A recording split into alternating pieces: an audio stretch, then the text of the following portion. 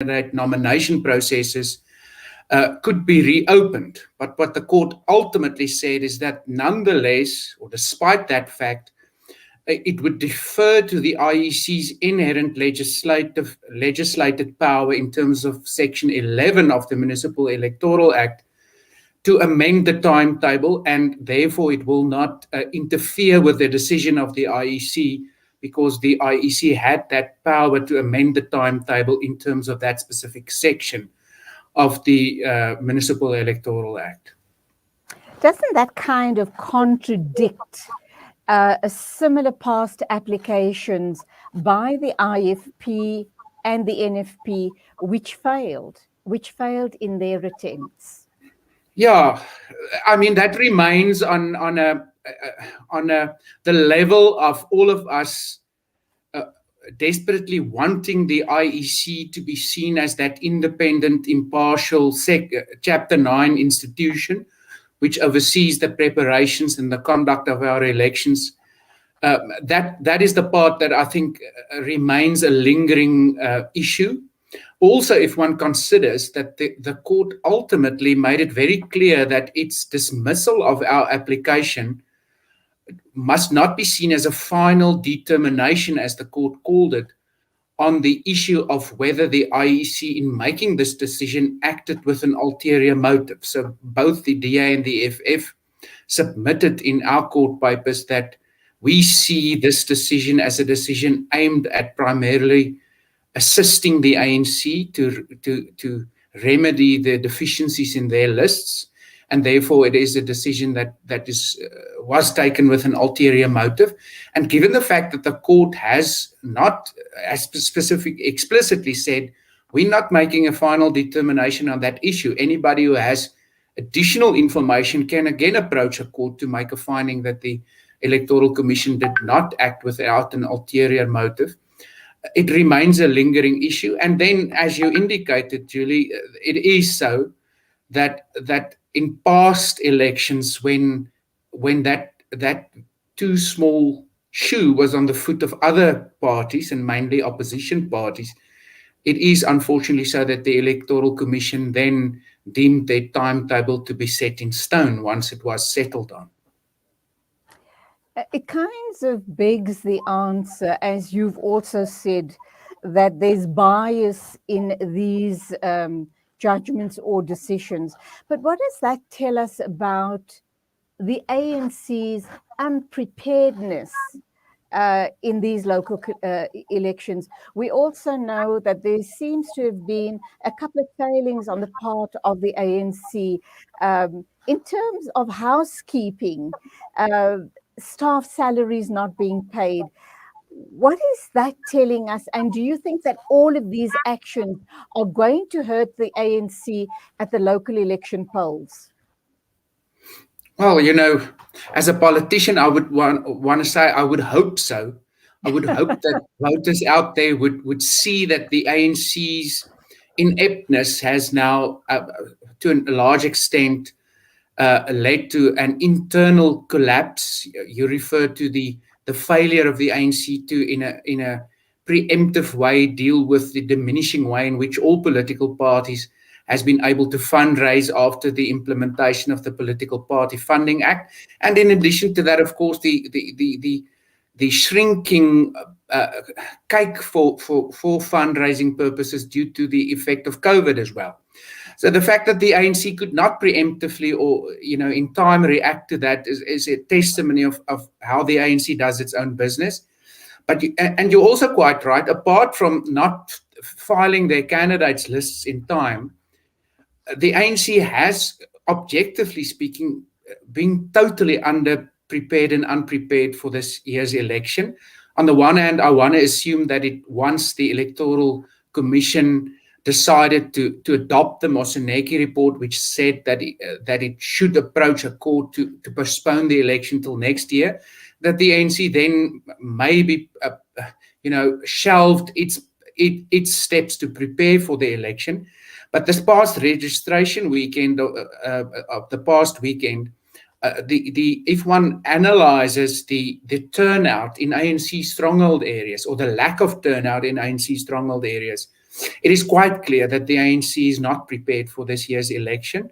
I think it is, of course, also to be linked with a growing disillusionment amongst voters in the ANC. It's in respect of municipal governments. It's now more than 20 years since the ANC has taken power in more or less all municipalities, and service delivery, specifically over the last 5 to 10 years, have regressed in massive ways. So I think all of that is creating a perfect storm, and one would hope that in between poor service delivery, a lack of keeping election promises, and then, of course, the internal turmoil of the ANC, that all of that would ultimately work in the favor of residents in every municipality, in that hopefully after the 1st of November, municipal governments can be set up which will ultimately serve the people and not the party. Now, and we have quite a number of parties in South Africa, and each one is trying to garner their share of the vote. My husband and I were talking about the makeup of voters, and he suggested that the die-hard ANC supporters, despite all the problems that the ANC has faced of late, they will still stick with the ANC. And what he says is that you're looking at the very matured, older voter that is a die-hard ANC supporter, and they will not change their vote.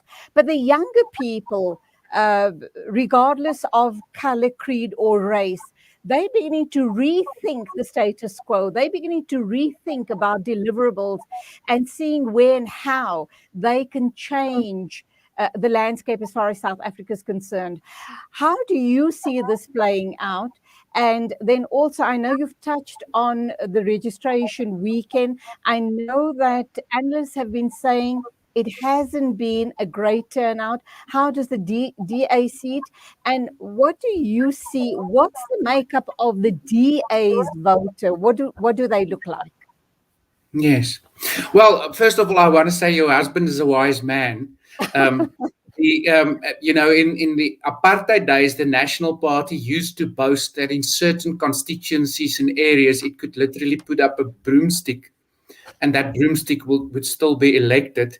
And I think for long, that same type of sentiment was to be found amongst, as you say, older and diehard ANC supporters.